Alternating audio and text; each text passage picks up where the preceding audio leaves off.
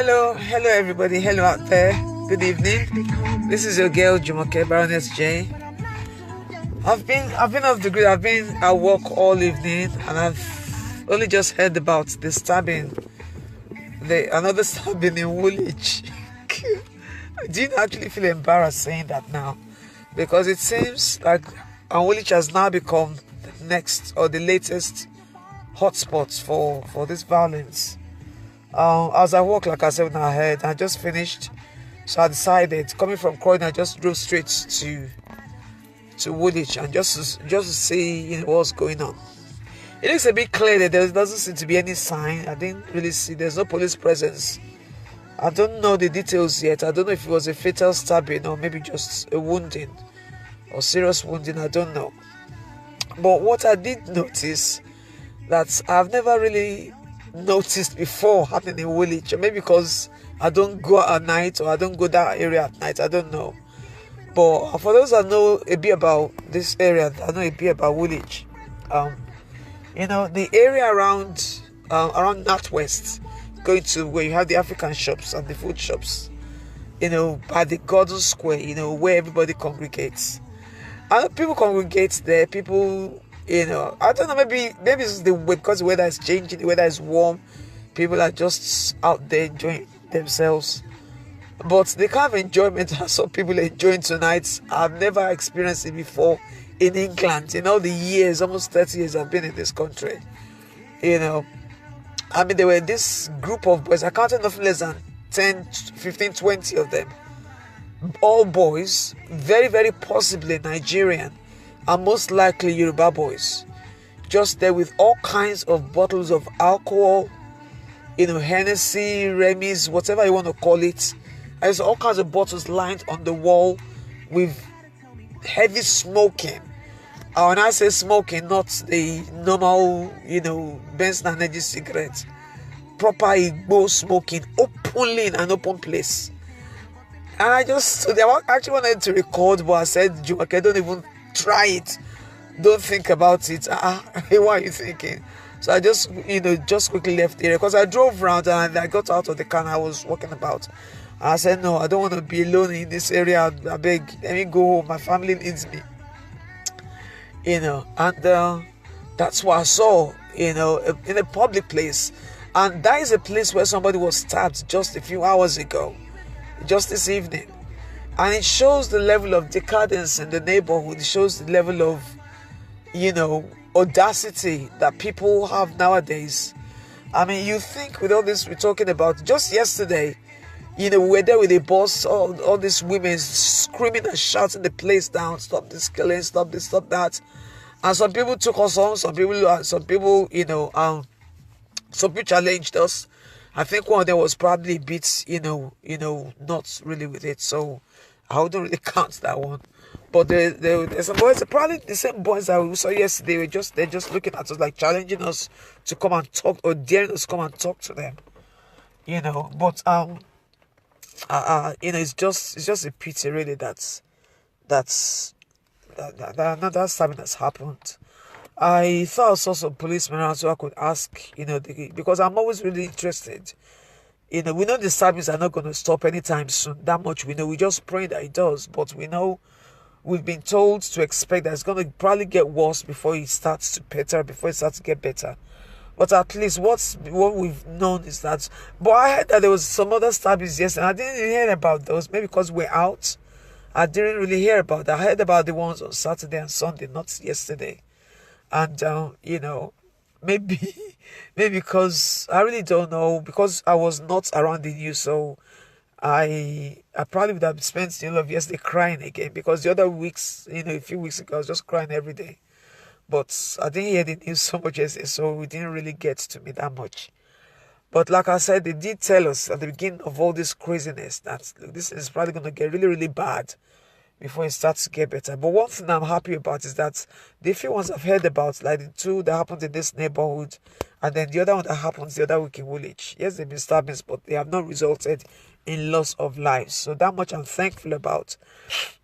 Unfortunately, I heard that there were two deaths yesterday and a shooting on Saturday or Sunday.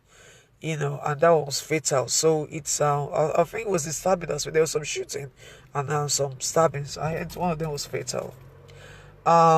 It never gets any better. I have to tell you that. Every time I hear this news, it's just like it just dampens the spirit, and it wants me to question what we're doing. Are we making any dent? Are we getting the message across?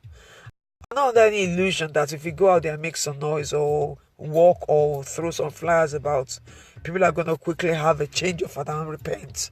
I'm not that naive. I'm not under any illusion that that's what's gonna happen. But but it's just that we just hoping and praying, and with everyone that you hear, say what can we do? What can we do? What exactly can we do? Everybody seems so helpless. The police seem helpless. The government has more or less given up. What can we do? I think at this point, people have been asking me and I know some people will be asking without explaining. So all the noise is making, what has happened now? Some people are still getting stabbed. I didn't put knives in anybody's hands, and I did not start the epidemic. We are just trying to do our best. They've been stabbing each other before we started a campaign. If I decide tomorrow I can't be bothered anymore, I'm going to mind my own business, they're going to continue stabbing. But I'm one person once I give my commitment to something, I stick to it. And I see it to however, as long as I can continue to do it until somebody tells me, just forget, just stop it. Or I decide, I think I've done enough, or I don't think I've done enough. So I can't get tired yet. I'm a bit discouraged, I'm a bit disheartened, and I'm a bit particularly sad tonight. But I'm not discouraged. I'm not giving up. I can't stop yet. We've just started. I'm not going to give up after just 3 months. So we see how this goes, and I just pray that the boy that starts tonight, I was black on black, 2 black boys again. I can almost bet that one of them will be Nigerian. That's just the sad, because Woolwich is Nigerian, so you can almost bet, you can almost be certain that one of them is going, because they're 2 black boys. It's just, I just pray, my prayer is just that, that the boy doesn't die. That's the only thing I can pray for. But what I actually want to do, what actually occurred to me earlier was that, if I say this, I hope I won't be stepping my mark. And with all due respect, I want to throw a challenge to church leaders in this neighborhood. Sometimes when I sit in my car and I see people, I get frightened nowadays. I hope they're not targeting me. I find a challenge to church leaders in this neighborhood. I'm talking about the Woolwich Charlton, Plumstead, Abbey Wood access, Thamesmead. I'm challenging and throwing this challenge. I'm throwing this gauntlet down. Let's organize a prayer walk. If we're just going to congregate in Gordon Square and just pray, no walk from anywhere, just congregate there. We do our evangelism every Saturday. So instead of evangelism, let's come together and just be there and just have 1 or 2 hours prayer session. Because I don't know about you. I'm not a church leader. I'm just a minister. I'm just a lowly minister. I'm not even an ordained minister. But I get embarrassed personally that this is happening in my neighborhood. How much more pastors, because you are leaders in this community. If you're heading a church in this area, this Thamesmead, Abbey Wood, Plumstead, Charlton axis, and this is happening under your watch, then I think we really need to start questioning ourselves if we're doing enough to protect our neighborhoods, because we are kind of like pillars of light in this neighborhood. And, we should really be doing something to make sure that this community is protected. So I'm throwing a challenge to community leaders. I know a lot of people just say, what did she say again? Let her go and sit down, Jerry. I've come to expect that, because that is what I hear most of the time, especially from church people. But maybe this time, maybe somebody will say, okay, let's just see what she's going to. Let's just agree. Because all the noise will be making many church. Yep, God have mercy. It's a fox. I become so jumpy. Many people just hair and just brush their ears off like, I beg, let all this noise makers go and sit down. But then I can count at least, there must be at least 6 churches in this neighborhood, in this community around here.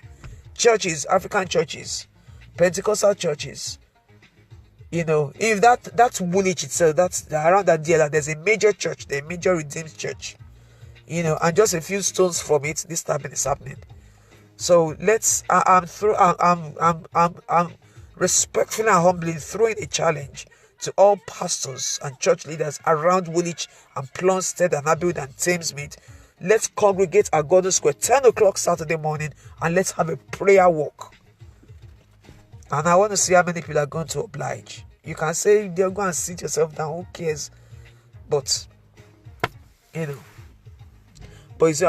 do dare say to you that this is your community and this is part of your parish, and you have a responsibility. Church leaders in this thing, but you have a responsibility. Anyway, I'm as you can see, I'm tired from work, and I drove from Croydon to Woolwich after 5 hours at work, and then emotionally as well with this news. So I'm not my usual self. I'm just bear with me. But I'll see you on the other side. Thank you very much and good night. Love you. God bless you.